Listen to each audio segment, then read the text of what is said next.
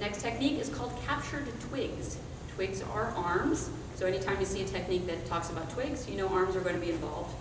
Not that arms aren't involved all the time, but they are. Anyway, captured twigs is a bear hug from behind with arms pinned. And generally speaking, the person who's going to grab is going to be grabbing lower, no, you're fine, lower than where your elbows are. Because if the person were grabbing up high, there's a lot of other things that you could do other than what we are doing. So part of the reason for this one is it's a little bit of a lower grab. First thing you're going to do, I'm just going to show what it looks like. You're going to not really pin their hands, but just sort of make physical contact with them. Because another rule of Kenpo is when someone puts your hands on you, you put your hands on them. So from here, we're going to step back. I'm going to whip, re-grab. I'm going to hit here. At the same time, I'm flicking or hammer fisting here. I'm going to turn, elbow here, drop, and pop. That's basically what it looks like. We'll do it one more time so you can see a faster version of it. One of the things that we're looking at in this technique, first of all, is how to get some whipping action. The whipping action is you're touching here, you're hitting here. You can do a hammer fist, or sometimes even just if someone is not used to getting hit in the groin, a nice flick in the groin is very effective at getting somebody to drop everything. So what we're going to do here is we're going to have an opposite action. You're going to be keeping your knees bent. You want to keep them loose. And in this technique, we're going to step out into a slightly shallow horse. Normally for these kind of techniques, we want to be in our all the way out horse stance and such. In this one, we're stepping to a slightly more shallow horse, because if we step all the way out and we turn, when we go back, they're no longer going to be there. So when the attacker comes from behind, we're going to touch as best we can. We're not going to be able to put a big old grab on him because really there's not much room to grab. You're going to step out into a shallow horse with your left foot, same time grabbing here, flicking in the groin, which theoretically should get them to loosen up their grab. If it doesn't get them to loosen, that's where we have that, you can loosen some.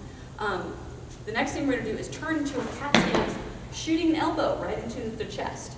Now the chances are pretty good that this is going to make them move back a little bit. Especially if you want to turn. Some people do this when they turn, which is another great use for our opening salutation. So from here, they're going to loosen just enough. Using your shoulders, you're going to create space. I've heard this called as opening the door. So you're going to create a little bit of space at the same time that you elbow and are in a cat stance. This next one, some people I've seen do this technique all in one spot. My feeling is, and one of my other instructors used to say, is move the meat bag.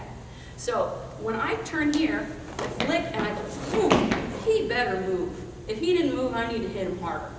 So from here, I can't just do this because he's not going to be there. So what I'm going to have to do is then adjust using my right foot, stepping into him closer.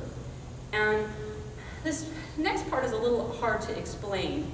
But what I use is a sort of a rebounding off of, it can be a strike, but really it's just going down so you can go back up. If you try and go from here and turn it right to here, it's going to look awkward and you're not going to have a lot of momentum to it.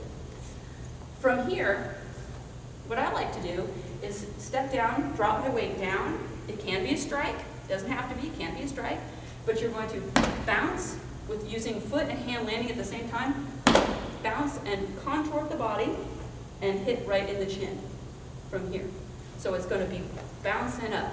So what it's going to look like, doing the whole thing a little bit slow, is stepping out with the left foot into a short horse stance, hopping, turning elbow, drop, and pop. Using this hand, make sure the left hand is always up there as a check. We always want to make sure that they know to check all the different ways. You can see how this one can check both. Here, it can check his height. I'm turning this way, I'm checking his width and his depth at the same time. And then for the last shot, we're checking all kinds of stuff depending on exactly how you hit. So that one is called captured twigs.